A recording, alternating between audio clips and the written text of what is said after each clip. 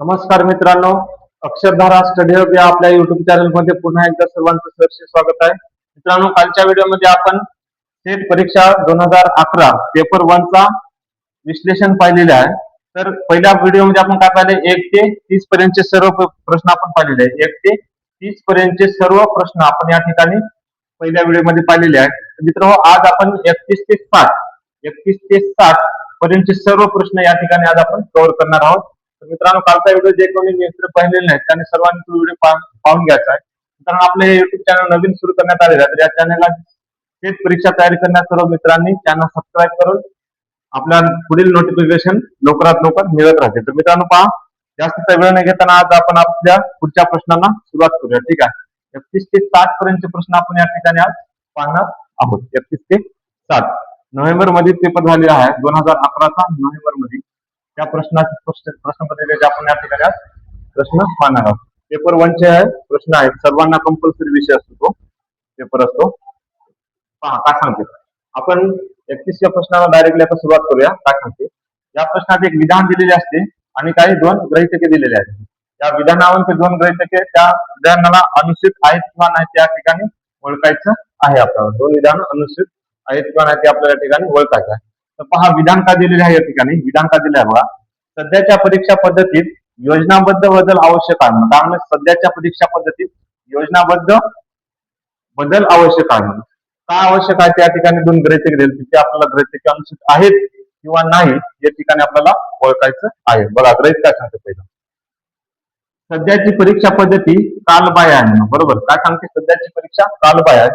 दुसरं काय सांगते बघा, योजनाबद्ध बदलामुळे सुधारणा होते. म्हणजे योजनाबद्ध बदलामुळे सुधारणा होते. तर बघा मित्रांनो, सध्याच्या परीक्षा पद्धतीत योजनाबद्ध बदल आवश्यक आहे. म्हणजे जर आवश्यक असेल तर सध्याच्या परीक्षा पद्धतीत कालबाह्य आहे. जर आवश्यक असेल तर सध्याची परीक्षा पद्धती काय कालबाह्य, हे विधान अनुचित ठरते. दुसरं विधान काय सांगते बघा, योजनाबद्ध बदलामुळे सुधारणा होते. बरोबर, योजनाबद्ध बदलामुळे काय होते, परीक्षा पद्धतीत सुधारणा होते. म्हणून हे सुद्धा उदाहरण गृहीतक काय अनुचित आहे. म्हणजे दोन्ही गृहीतके अनुचित आहेत. दोन्ही गृहीतके एकमधून अनुचित आहेत. म्हणजे पहिल्याच उत्तर काय ते 31 सी या ठिकाणी उत्तर आपल्याला सांगता येते. बघा पुढचा प्रश्न, आता 32वा प्रश्न पाहूया. 32वा प्रश्न काय सांगते बघा, इथं पण 2 विधान दिलेले आहेत, त्याचा निष्कर्ष आहे. आपल्याला ते निष्कर्षांच्या त्या ठिकाणी ओळखायचं आहे. ठीक आहे, विधाने काय सांगते बघा, सर्व लिपिक आधुनिक आहेत. सर्व लिपिक आधुनिक आहेत म्हणजे काय, सर्व म्हणजे काय मग करायचं मध्ये घ्या, तर ते काय लिपिक. बरोबर, लिपिक आहेत. आणि काय, सर्व लिपिक आधुनिक आहेत म्हणजे काय, आधुनिक आहे बाहेर आहे म्हणजे आधुनिक आहे. दुसरं विधान काय सांगते, काही पुरुष लिपिक आहेत. म्हणजे काय, काही पुरुष लिपिक आहे म्हणजे आधुनिक आकृती तयार होईल बघा. हे काही लिपिक काय पुरुष आहेत म्हणजे अशी एक आकृती येईल. बरोबर, दुसरी एक आकृती कशी येईल, सर्व लिपिक आधुनिक आहेत म्हणजे सर्व लिपिक हे आणि आधुनिक आहेत म्हणजे काय, हे आधुनिकची आकृती आहे. ठीक आहे, आणि काही पुरुष लिपिका म्हणजे काय, लिपिकला छेदून बाहेर झाली. बरोबर, म्हणजे काही पुरुष असेल. या 2 आकृत्यांना आपल्याला हे विधान निष्कर्ष चेक करायचे आहेत. बघा आता दोन्ही विधानाला आपला प्रश्न ते काय अनुचित व्हायला पाहिजे. सर्व आधुनिक व्यक्ती पुरुष आहेत. सर्व आधुनिक व्यक्ती काय म्हणतात, पुरुष आहेत. सर्व आधुनिक व्यक्ती पुरुष आहेत, त्या ठिकाणी काही आहेत काही नाही. दुसरं काय सांगते बा, काही पुरुष आधुनिक आहेत. बघा याच्या ठिकाणी काही पुरुष या ठिकाणी आधुनिक आहेत, हे आधुनिक आहेत. याच्यामध्ये सुद्धा काय आधुनिक आहेत. म्हणजे काय, विधान फक्त क्यू खरं ठरते. म्हणजेच काय, फक्त क्यू हा निष्कर्ष निघतो. काय, फक्त क्यू हा निष्कर्ष निघतो. 33वा प्रश्न पहा काय सांगते, योग्य पर्याय वापरून रिकामी जागा भरा. म्हणजे काय म्हणलं, योग्य पर्याय वापरून रिकामी जागा भरा. म्हणजे बघा, बीटाला काय सांगले अल्फा, तर प्रथम अंकाला काय, म्हणजे सरळ सरळ अतिशय सोपा प्रश्न होता. बीटाला अल्फा तर प्रथम अंकाला काय द्वितीय अंक येईल. काय येईल, द्वितीय अंक येईल. त्याच्यानंतर पहा, पुढील पैकी कोणती शब्द जोडी इतर जोडींपासून वेगळी आहे. काय म्हणलं, पुढील पैकी कोणती जोडी शब्द जोडी इतर जोड्यांपासून वेगळी आहे. तर ब्रेडचं लोणी चांगलं, पेयचं चहा, द्रवचं पाणी, शीतपेयचं काय पेप्सी. तर बघा, पेय चहा आहे. बरोबर, द्रव काय, द्रवामध्ये पाणी असते. शीतपेय म्हणजे काय पेप्सी. म्हणजे ब्रेड हे आणि लोणी हे काय वेगवेगळे आहेत. म्हणजे आपलं उत्तर काय 34चं उत्तर काय येईल, काय येईल 1. ठीक आहे, त्याच्यानंतर पहा 35वा प्रश्न पाहूया. या ठिकाणी आपण आता वयस्क लोकांच्या एका सहलीत 25 लोक आहेत म्हणा. बरोबर, वयस्क लोक वयस्क लोकांच्या एका शैलीत 25 लोक चहा पितात, काय पितात? चहा पितात. आणि 20 लोक कॉफी पितात आणि 15 लोक दूध पितात. 10 लोक चहा व दूध दोन्ही पितात म्हणून. 8 लोक दूध आणि कॉफी दोन्ही पितात. चहा आणि दूध दोन्ही पिणारे कोणीच नाहीत म्हणून. दूध पिणारे चहा आणि दूध दोन्ही पिणारे कोणीच नाहीत. आणि प्रत्येक व्यक्तीवरील 3 पेयापैकी किमान एकाच सेवन करते. तर सहलीला जाणाऱ्या लोकांची एकूण संख्या किती? प्रश्न बघा, शेवटचा बघा. एकूण संख्या किती या ठिकाणी आपल्याला विचारलेले आहे. तर पहा, आपण वेन आकृतीच्या सहाय्याने हा प्रश्न सोडूया. ठीक आहे. चहा पिणारे, कॉफी पिणारे आणि दूध पिणारे असे या ठिकाणी आपण आकृती काढूया. चहा, कॉफी आणि इकडे काय मग दूध घेऊ. ठीक आहे, दूध घेऊ. म्हणजे काय बघा, इथे एक प्रश्न इंग्लिश आपल्याला मराठीमध्ये चुकीचं दिला पाहिजे. चहा व दूध दोन्ही पितात 10 लोक चहा व दूध दोन्ही पितात. आणि इंग्लिश मध्ये काय दिलं बघा, 10% take both tea and coffee म्हणून. म्हणजे टी आणि कॉफी म्हणजे काय? चहा आणि कॉफी पितात. आणि ते काय म्हणलंय? चहा आणि दूध दिलेलं आहे. म्हणजे इथे चुकीचा इंग्लिश मध्ये हा प्रश्न करेक्ट आहे. म्हणजे काय लिहायचं इथं पहा, 20 लोक कॉफी, 25 लोक चहा पितात. म्हणजे काय? 25 लोक या ठिकाणी चहा पितात. टोटल 25 लोक चहा पितात. अजून काय सांगलंय? 20 लोक कॉफी पितात. म्हणजे काय? 20 लोक कॉफी पितात आणि 15 लोक काय पितात? म्हणून दूध पितात. बरोबर, 15 लोक दूध पितात. ठीक आहे. त्याच्यामध्ये पहा, कुठे दिलं? एक 15% take milk, 10% take both tea and coffee. म्हणजे 10 लोक काय पितात?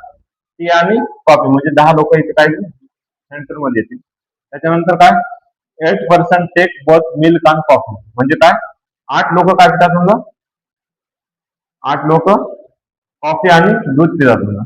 त्याच्यानंतर पहा, none of the takes tea and milk both and everyone takes at last one of the.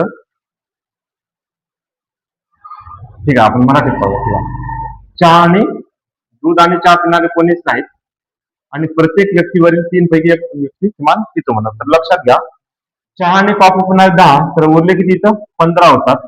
इथे 10 किती होतात? फक्त 10 होतील.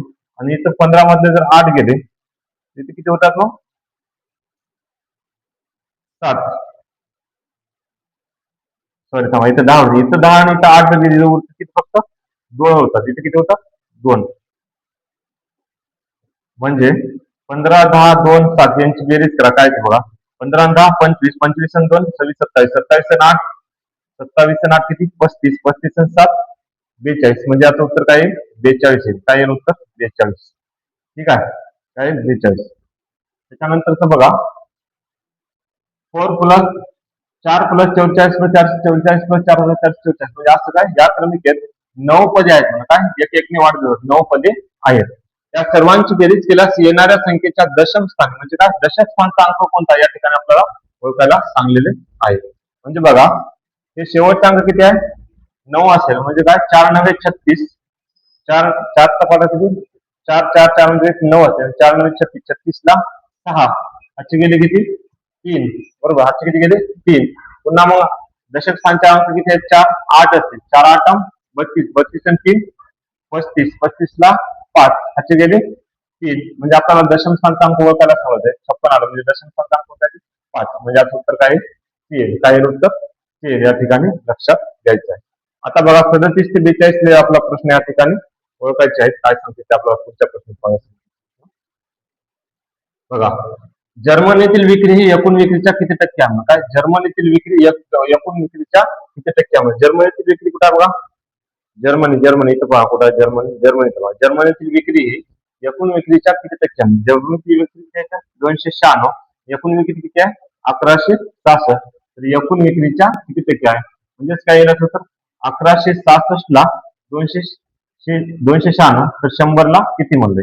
100 ला किती म्हणले या ठिकाणी? तर पहा, इथं तिरकस गुणाकार केला तर आपल्याला उत्तर मिळतील. ठीक आहे.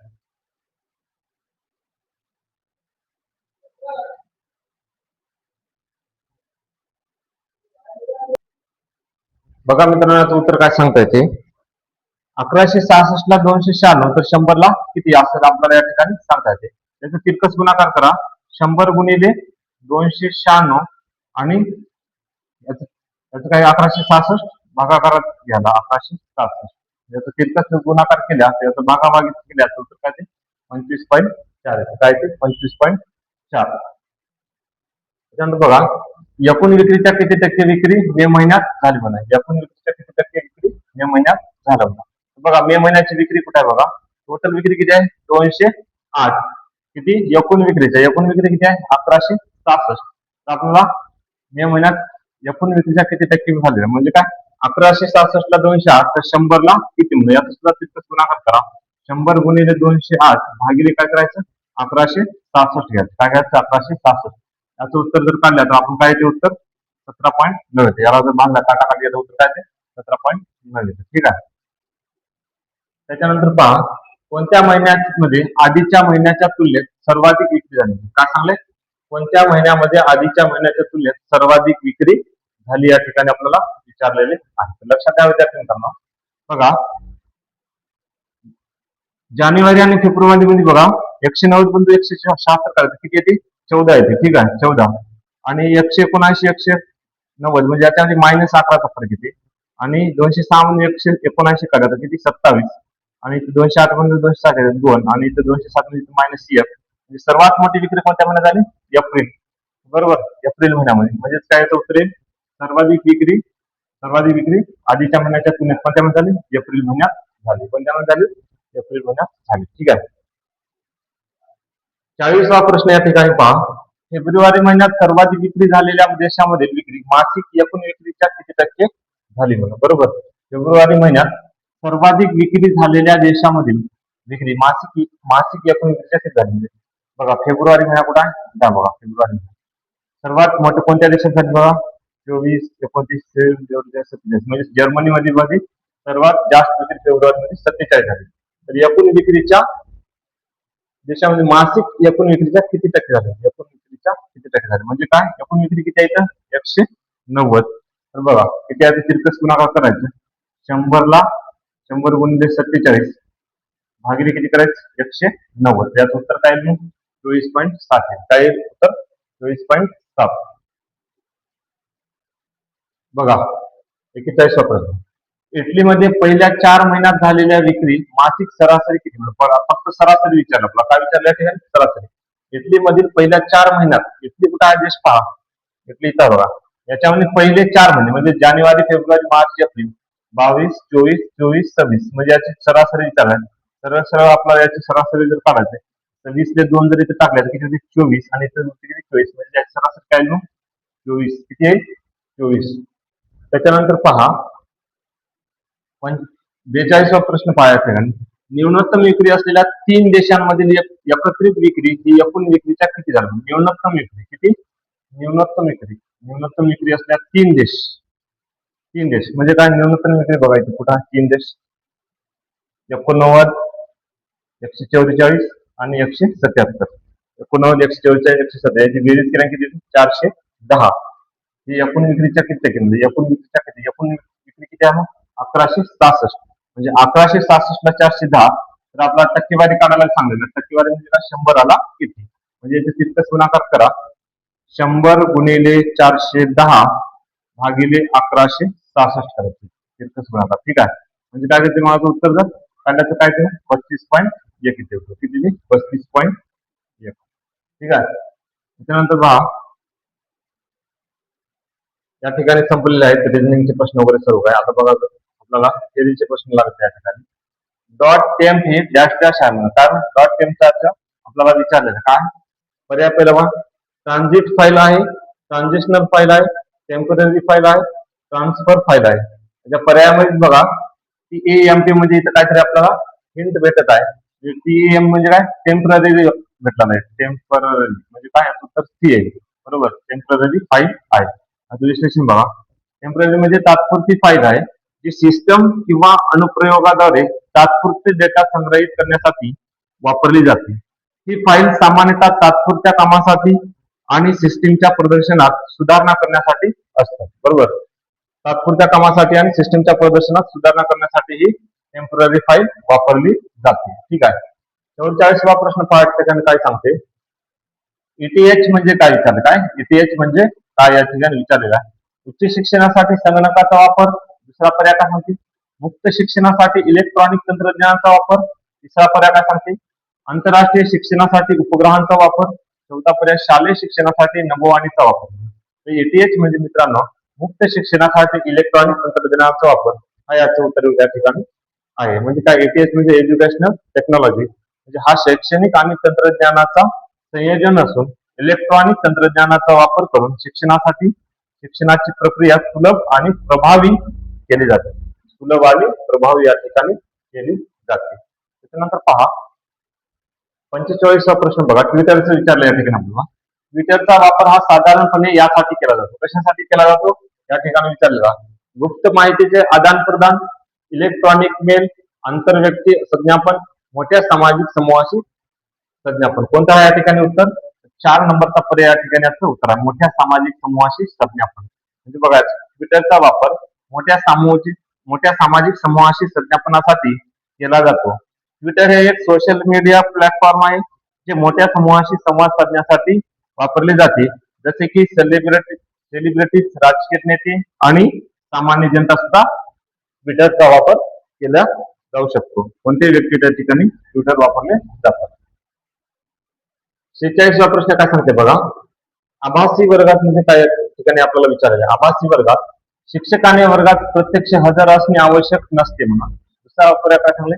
शिक्षकाने वर्गात प्रत्यक्ष हजर असणे आवश्यक असते म्हणा.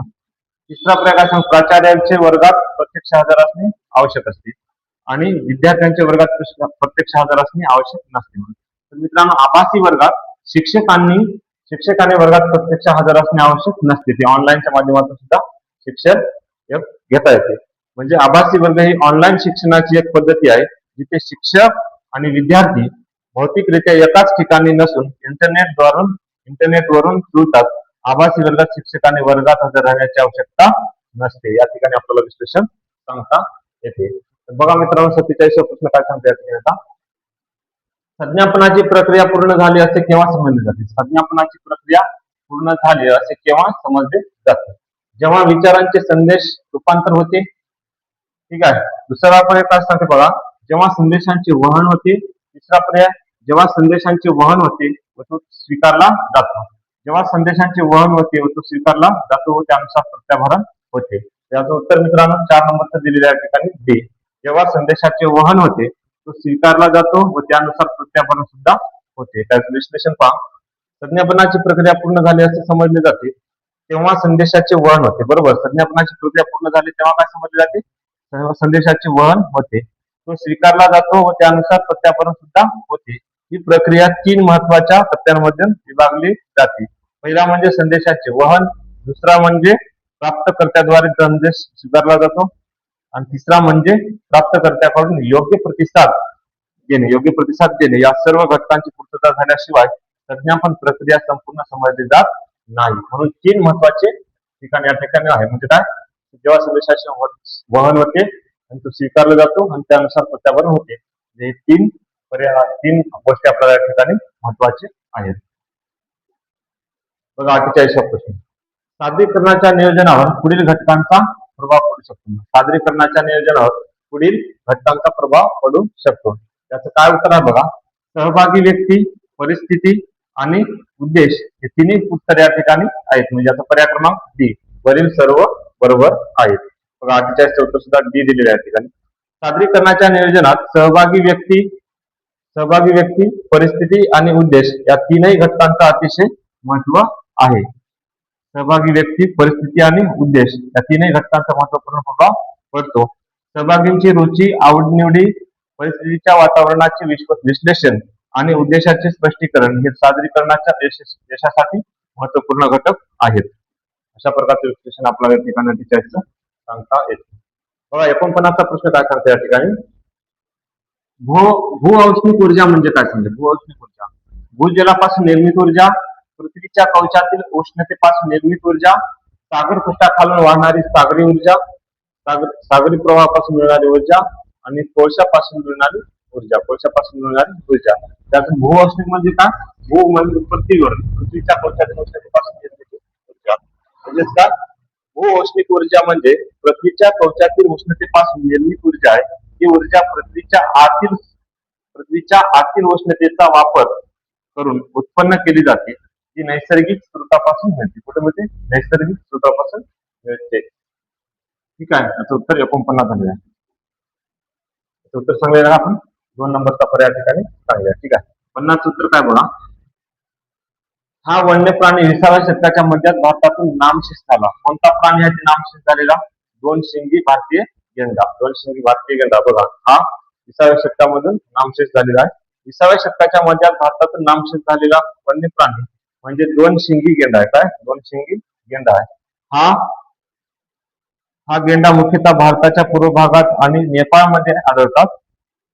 अतिशय शिकार आणि निवासस्थानाच्या नाशामुळे हा प्राणी भारतातून नामशेष झालेला आहे. दोन शिंगी गेंडा 20व्या शतकात. बघा 51 उत्तर. जागतिक तापमान वृद्धी मुख्यतः कशामुळे होते? बघा, कर्बोदक प्रणाली, वायूच्या प्रमाणात वाढ, प्राणवायूच्या प्रमाणात वाढ, नत्रवायूच्या प्रमाणात वाढ, ओझोन वायूच्या प्रमाणात वाढ. जागतिक तापमान वृद्धी कशामुळे? कार्बन डायऑक्साईड म्हणजे काय? कर्बोदक प्रणाली, वायूच्या प्रमाणात वाढ. याचं उत्तर हे आहे. बघा, हा प्रश्न थोडस शब्द वेगळ्या प्रकारे आहे. कर्बोदक प्रणाली, वायूच्या त्याला इंग्लिश मध्ये बोलल्याचं ओळखीत. बघा, इन्क्रीजिंग कार्बन डायऑक्साईड. बघा, कार्बन डायऑक्साईड सरळ सरळ उत्तर काय असतं? हे उत्तर येते. म्हणजे जागतिक तापमान वृद्धी मुख्यतः कर्बोदक प्रणाली कार्बन डायऑक्साईड वायूच्या प्रमाणात वाढीमुळे होते. या वायूमुळे पृथ्वीच्या वातावरणात उष्मा अडकून पडते, ज्यामुळे ग्लोबल वॉर्मिंग किंवा जागतिक तापमान वाढते. ग्लोबल वॉर्मिंग किंवा जागतिक तापमान या ठिकाणी वाढ होत असते. एकावन्नचं उत्तर काय सांगता? Carbon dioxide. 52 पाठ. बॅरोमीटर कशाचे मापन करण्यासाठी वापरतात? ठीक आहे, बॅरोमीटर हे वातावरणीय दाब मापन वाढण्यासाठी वापरतात. ठीक आहे, वातावरणीय दाब याचं उत्तर आहे. म्हणजे काय? बॅरोमीटर हे उपकरण वातावरणीय दाब मोजण्यासाठी वापरला जातो. हा उपकरण हवामान अंदाज आणि वातावरणीय अभ्यासासाठी सुद्धा महत्वाचा आहे, ज्यामुळे हवामानाच्या बदलांचे निर्धारण करण्यात मदत होते. ठीक आहे, हवामानाच्या बदलांचे निर्धारण करण्यासाठी सुद्धा मदत होते. 33वा प्रश्न पाहते या ठिकाणी. जीपीएस प्रणालीने स्थान निश्चिती करण्यासाठी याचा उपयोग केला जातो. कशाचा? सूक्ष्म लहरी, उपग्रह, पॉलिसी, गुप्तवार्ता, बिनतारी संदेश. मित्र पहा, याचे उत्तर 2 आहेत. सूक्ष्म लहरी आणि उपग्रह पर्यायाने आपल्याला एकच लिहायचं होतं, पण याचं 2 उत्तर एकाच पर्यायात दिल्यामुळे हा प्रश्न कॅन्सल होता. तर उत्तर बघा, हे आणि दिलेले आहे. जीपीएस प्रणाली ही स्थान निश्चिती करण्यासाठी मुख्यतः उपग्रहाचा उपयोग करते. जीपीएस उपकरण उपग्रहाकडून प्रेषित केलेल्या सिग्नलचा वापर करतात, जे सूक्ष्मलहरी रूपात असतात, ज्यामुळे जीपीएस प्रणाली स्थान निश्चितीसाठी दोन्ही सूक्ष्मलहरी सिग्नल अतिशय महत्वाचे आहेत. उपग्रह उपयोगी करतात. बघा, 54वा प्रश्न काय सांगते या ठिकाणी? प्रस्तावित पास्को पोलाद प्रकल्प कोणत्या राज्यात उभारण्यात आलेला आहे? उत्तर आहे ओडिशा. प्रस्तावित पास्को पोलाद प्रकल्प ओडिशा राज्यात उभारण्यात जाणार होता आहे. हा प्रकल्प दक्षिण कोरियाच्या पास्को कंपनीद्वारे सुरू केला जाणार आहे आणि जो ओडिशा राज्यातील उद्योगांचा चालना देण्यासाठी दृष्टीने महत्वाचा आहे. या प्रकल्पामुळे राज्यातील आर्थिक विकासासाठी मोठी चालना मिळण्यासाठी अपेक्षा 2011च्या वेळेस होती. हे चालू घडामोडी आधारित होता.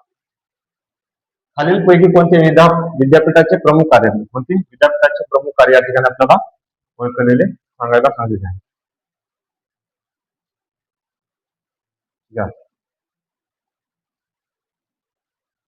बघा, विद्यापीठाचे प्रमुख कार्य नाही आपल्याला विचारले. काय? नाही. अध्यापन, संशोधन, प्रकाशन आणि विस्तार कार्य. याचं उत्तर काय सांगलेलं आहे? डी नंबरचा त्याचं कार्य नाही. म्हणजे काय? विद्यापीठाच्या प्रमुख कार्यामध्ये अध्यापन, संशोधन आणि प्रकाशन हे 3 अतिशय महत्वाचे समावेश आहे. परंतु विस्तार कार्य विद्यापीठाचे प्रमुख कार्य मानले जात नाही.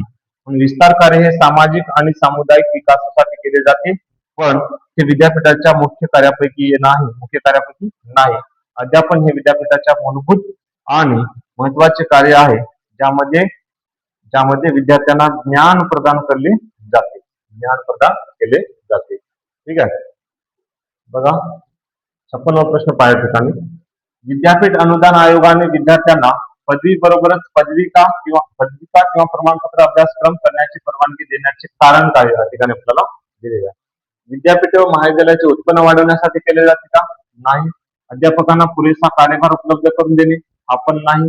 मानवी व अमानवी संसाधनांचा जास्तीत जास्त विनियोग करणे हा पण नाही. तर बघा चौथा पर्याय, विद्यार्थ्यांना त्यांचे पदवी अभ्यासक्रम झाल्यावर काम करण्यास सक्षम बनवणे. पदवी अभ्यासक्रम झाल्यावर काम करण्यास सक्षम बनवणे म्हणजे काय? पर्याय क्रमांक 4 याचं उत्तर आहे. ती बघा दिलेले आहे, 56 उत्तर दिलेले आहे.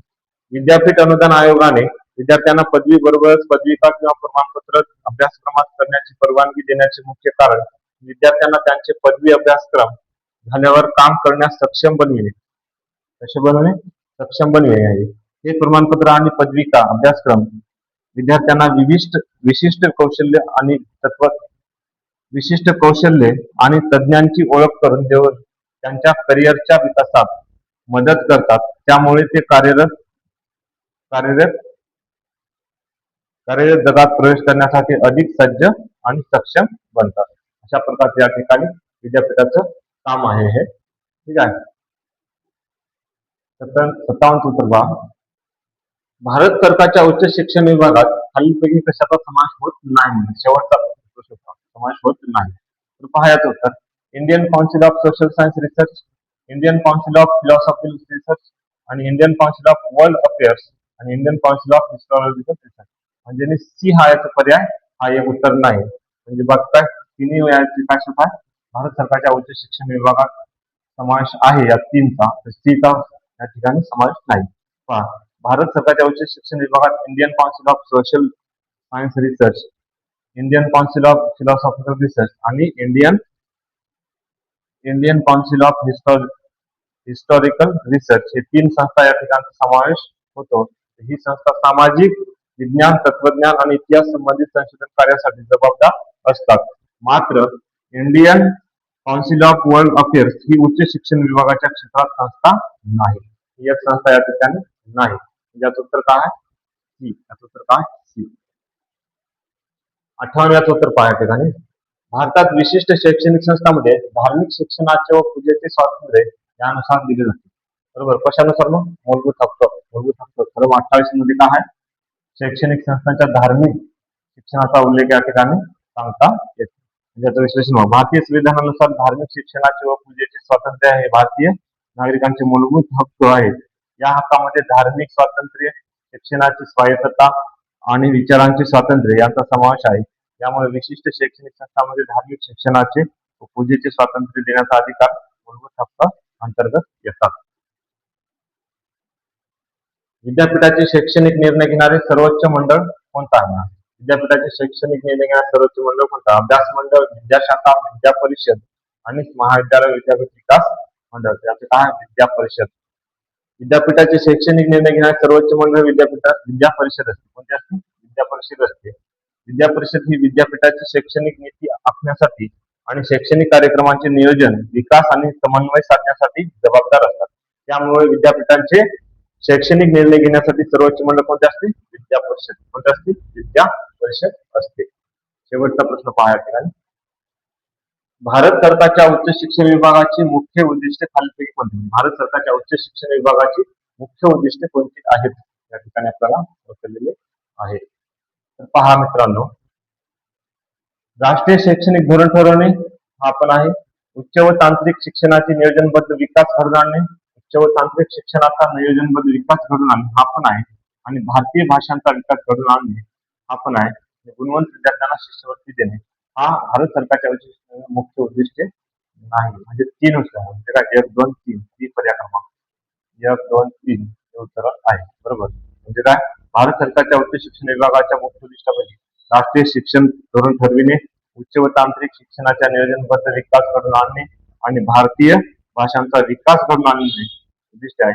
यामध्ये गुणवंत विद्यार्थ्यांना शिष्यवृत्ती देण्याची उद्दिष्टे सामान्यतः उच्च शिक्षण विभागाच्या मुख्य उद्दिष्टामध्ये समाविष्ट नसतात. बरोबर. समाविष्ट नसतात. म्हणजे याचं उत्तर काय? 1, 2, 3 हे याचं उत्तर आहे. तर मित्रांनो पहा, अशा प्रकारे आपण या ठिकाणी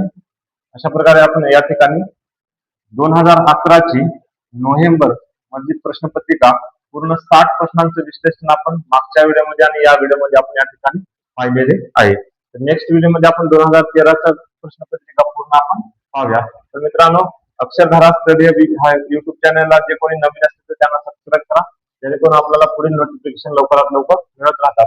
तर लवकरच भेटूया नेक्स्ट व्हिडिओमध्ये. तोपर्यंत आपण इथेच थांबूया. ठीक आहे, धन्यवाद.